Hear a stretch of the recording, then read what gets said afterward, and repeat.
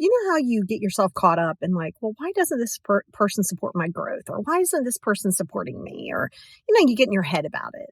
And the reality is a lot of people, I want to say a person, some people are only going to support you based on what benefits them, what they understand, and what they align with. Okay, those three things. I just put up 4 and said 3. Those 3 things. And it's important that you understand this because you're allowed your feelings. You're always allowed your feelings, but you're not allowed to get stuck there and live there and try to figure out other people because A, you'll never figure them out on the level that you want to figure them out. It's just not going to happen. Number 1. Number 2, just because you think mom should support me, my sister, my husband, my spouse, whatever. Yes, I hear you, but don't use the words like should. You can say, I would like for them to, and I hear you, but you're also going to have to meet people where they are. Right? Don't get yourself caught up in your headspace like, well, God, I'm growing. And honestly, and I tell this to people, every human that I work with anywhere in this world, I have clients all over the world. I'm going to tell you the exact same thing. On your healing journey, I guarantee, I promise you, you will lose people. It could be your closest people. Sure, look, even she doesn't understand it. It could be your closest people or it could just be people on the outer rim. And that's fine. The problem is that you think that you can grow and still carry all these people along with you. But babe, some of those people that have been with you, whether they're related to you or not, aren't in your best and highest good. They're not in alignment with you. I did a video, a short form video last week. You can judge your self-esteem based on the people you have around you. Let me tell you what I mean by that. What are you tolerating? What are you allowing? What do you need to elevate your game? Are those people around you contributing? Well, you too also have to do the work. Like you can't just be like, well, have these supportive people around me. It'll just happen. No, you're still going to have to do the work, babe. And you're going to have to sometimes do it alone. And you're going to have to understand that if people can't benefit from you, because think about this. Let's say you're 25. Let's say you're 55, 95. It's taken you that long to get here. People have benefited from you not having boundaries. They benefited from your low self-esteem. They benefited from certain things because they were able to manipulate the situation. They were able to say, oh, well, if I just push this button, because everybody knows buttons to push. So do you. You know what irritates people. And sometimes you'll pull it out of manipulation and out of desperation. Right? We've all done it. So let's not pretend like we haven't. So it's never about judging another person. It's about understanding that on your journey, not everybody who starts on this journey with you will remain on this journey with you. And sometimes you will have a whole new group of people. And that's the part you have to understand. So instead of, you're allowed to be like, well, how could this person not support me when I would support them? Be careful of that because now you're expecting you out of them. If you're going to support somebody, do so with zero expectation of them doing it in return. That's full on kindness. Now, you don't have to deal with it. You don't have to continue a relationship with it. That's the important factor. Very important factor. So I want you to be in tune with that because a lot of times you're like, I don't understand. I support all these people and they're not supporting me. Well, of course they're not supporting you. They can't benefit from it. That's where they start coming around and they start telling you or other people, they start trying to triangulate. Oh, look at them. Oh, I guess they're better than me now. How could they do that? Could you see that? Now they're going to make themselves look like a victim and they're going to try to triangulate because it makes them feel better over the fact that they've lost control over you. Let's flip that. That also pertains to you.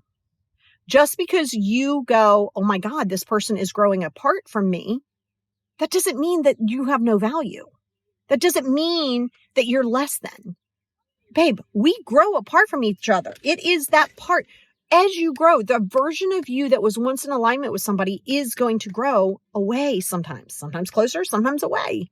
I saw it a lot during the pandemic because again, remember I have clients all over. So the pandemic was all over and there were people who I had been counseling and coaching for a long time and they were on the verge of divorce. And then that happened. The COVID happened. And now they're like doing great because they had chance to, like, all that noise was kind of tuned out and they had to face themselves. And then I know other people who were like, oh, you would see them from afar and go, oh my God, they're so solid. Oh my God, that's the relationship to have. And now they're divorced because they were like, whoa, maybe, because think of this. In life, we have all these distractions. In life, we get distracted by bills, kids, money, work, life, noise, social media. We get distracted. Well, when COVID happened in the beginning, there wasn't a lot of anything. You could do socials, but you couldn't go anywhere. So you had to deal with the people that you were, and you had to deal with yourself. Well, don't stop that now. Don't stop it now. Just because the pandemic is done, don't stop that now. You still have to be introspective.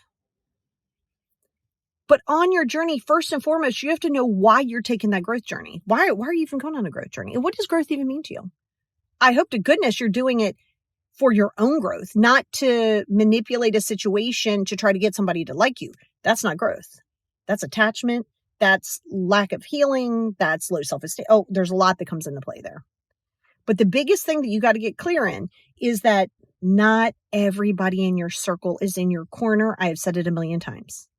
Just because people are on your social medias, just because people are following you, just because you have friends on Facebook and all of these other places, just because people are observing doesn't mean that they're rooting for you. All right. This doesn't mean change who you are, because if they're still watching you, I mean, honestly, if somebody's really talking about you and focusing on you that much, then it's whatever. It speaks volumes to where they are in their healing, not you. Don't go in your headspace. Well, I need to correct this and I don't understand. Baby, be your own cheerleader. You got to be your own cheerleader. You got to support your own journey, because ultimately this is a solo journey. Yes, you can have people along. Yes, you can have these people. Yes, they're there. At the end of the day, no one cares if you're making your goals. No one cares if you're doing your meditations and your healing. Actually, nobody cares. I mean, that's the reality. Now, they might care. They might support you. But at the end of the day, they have their own lives to live. So, but you do have to show up for you. Because once you establish these boundaries, people literally will be like, oh my God, I don't like it. So they're going to try to manipulate it. They're going to try to guilt you. They're going to try to make you feel shame.